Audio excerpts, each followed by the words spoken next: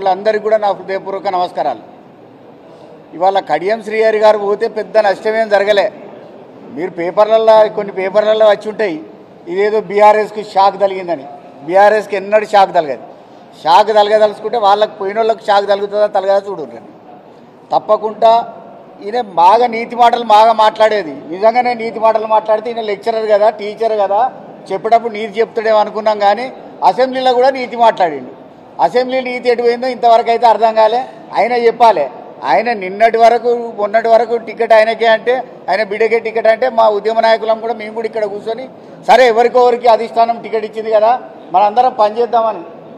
నేను కూడా అభ్యర్థినే. యాక్చువల్గా నేను కూడా అభ్యర్థినే. హన్మకొండలనే పుట్టిన నేను. నా జన్మస్థలం హన్మకొండ. నాకు సర్టిఫికేట్ దొరుకుతుంది, ఆయనకు దొరకదు. ఇంకా వాళ్ళు ఎవరికి దొరకదు సర్టిఫికేట్. నాకు సర్టిఫికేట్ దొరుకుతుంది. తర్వాత ఇంటర్మీడియట్ ఇక్కడనే చదువుకున్న జూనియర్ కాలేజీలో, డిగ్రీ కాలేజీ కాకతీయ డిగ్రీ కాలేజీలో ఇక్కడనే చదువుకున్నా నేను. తర్వాత డాక్టర్గా మన అనంతలక్ష్మి ఆయుర్వేదిక్ కాలేజీలో కూడా నేను ఇక్కడనే కంప్లీట్ చేసిన. అయినప్పటికీ ఆయన కాదు వేరే జిల్లాల కర్మ కోసం పోయి చేసినాం. అంటే జన్మస్థలం ఇదైనా కర్మస్థలం వేరే ఉన్నది కదా అని అక్కడ పనిచేసిన, ఉద్యమంలో పనిచేసిన. మేము కూడా ఉద్యమంలో పనిచేసినా కూడా ఆ ఉద్యమ స్ఫూర్తితోటి ఇక్కడ వాళ్ళకు ఇవాళ వాళ్ళ బిడ్డకు టికెట్ ఇచ్చినా కూడా మేము అందరం కూడా ఏకగ్రీవంగా ఉండి అందరం పనిచేద్దామనేటువంటి నిర్ణయానికి వచ్చినాం. చేయడానికి కూడా సిద్ధపడ్డాం. కానీ వాళ్ళు చేసిన పని ఏంటిది? ఇలా ప్యాకేజీలు మాట్లాడుకొని పోతే కథమా? ఎవరు ప్యాకేజీలు మాట్లాడుకొని పోయిన వాళ్ళు ఎవరైతే ఉంటారో వాళ్ళే సమాప్తం అవుతారు. తప్పకుండా ఇక్కడ ఉండేటువంటి ఉద్యమ నాయకులు అందరికీ ఈ తెలంగాణ రాష్ట్రంలో ప్యాకేజీ ప్రజలు తీసుకుంటారు. ప్రజలు చెప్తారు మీ ప్యాకేజీ సంగతి ఏందనేది. కాబట్టి ఓట్లు వేసే వాళ్ళు ప్రజలు ఉంటారు.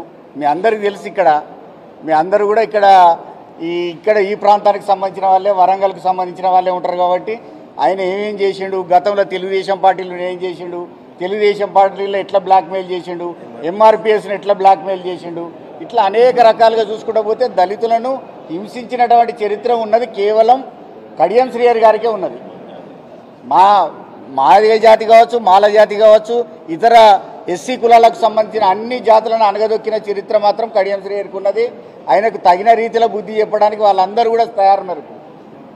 కాబట్టి నేను చెప్పేది ఏంటంటే ఇవాళ వరంగల్లో జరిగినటువంటి వాళ్ళు పోయినరు, వాళ్ళు ఏదో షాక్ ఇచ్చిండ్రు బీఆర్ఎస్ పార్టీకి. బీఆర్ఎస్ పార్టీకి ఎన్నడూ కూడా షాక్ తగలదు.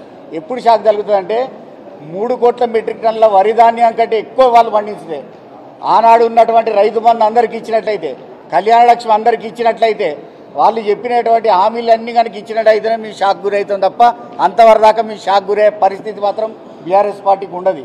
కాబట్టి బీఆర్ఎస్ పార్టీ ఏదైతే ఉన్నదో ఈ వరంగల్కే కాదు యావత్ తెలంగాణకు ఆ చరిత్ర కనుక చూసినట్లయితే అలా కేసీఆర్ గారు చేసిన నాయకత్వం లోపల ఉన్నటువంటి ఆనాటి టీఆర్ఎస్, ఈనాటి బీఆర్ఎస్ ఇవాళ చేసిందే కనపడుతుంది తప్ప వేరేది ఏది కనపడదు. ఇవాళ ఉద్యమంలో పనిచేసింది టీఆర్ఎస్ఏ, ఉద్యమానంతరం మన అధికారంలోకి వచ్చి పరిపాలన చేసింది కూడా బీఆర్ఎస్ఏ.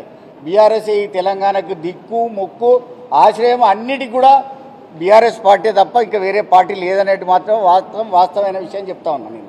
ఎందుకంటే నేను మండల ప్రెసిడెంట్గా చేసిన కాంగ్రెస్ పార్టీలు ఉన్నప్పుడు, అప్పుడు కాంగ్రెస్ పార్టీలు ఉంటాయి. ఎప్పుడైతే తెలంగాణ ఉద్యమం స్టార్ట్ అయిందో మేము కాంగ్రెస్ పార్టీకి రాజీనామా చేసి అందరం కలిసి కూడా 2001లోనే మేము తెలంగాణ ఉద్యమంలోకి వచ్చినాం. కెప్టెన్ లక్ష్మీకాంతారావు గారి నాయకత్వంలో పనిచేసినాం.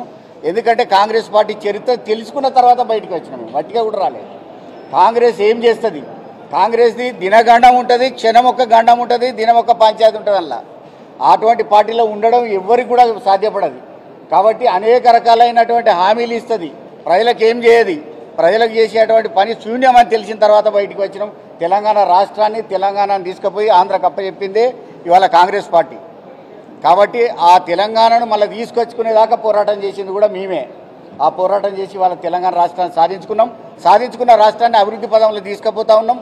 తీసుకుపోతాంతసేపు ఉన్నారు. ఇవాళ మళ్ళీ దుష్ట శక్తులన్నీ ఒక్కటైపోయి ఇవాళ మళ్ళీ తెలంగాణ నాశనం చేయాలి, మంచిగా సంసారం పచ్చగుంటే కళ్ళు మంటలు మండినట్టు అటు బీజేపీ కావచ్చు, ఇటు రేవంత్ రెడ్డి కావచ్చు, ఇటు కడియం శ్రీహరి కావచ్చు, వీళ్ళందరూ చేస్తారు. ఇవన్నీ చేసినప్పటికీ కూడా కుట్రలు చేసి తెలంగాణ పేరు మొత్తం మార్చిపోవాలి, తెలంగాణ అనేది నాశనకాలం కొట్టాలి, ఎప్పటి చిప్ప ఎనుగులనే ఉండాలనే ఆలోచన ఎవరైతే చేస్తూ ఉన్నారో వాళ్ళకు తగిన శాస్తిలో కూడా తెలంగాణ ప్రజలు, ముఖ్యంగా వరంగల్ ప్రజలు బుద్ధి చెప్పడానికి సిద్ధంగా ఉన్నారని తెలియజేస్తూ మరి ఈ సందర్భంగా అందరికి కూడా నేను ధన్యవాదాలు తెలుపుతూ సెలవు తీసుకుంటా ఉన్నా. జై తెలంగాణ. ఇంకొక విద్యార్థి నాయకుడు మాట్లాడు ప్లీజ్.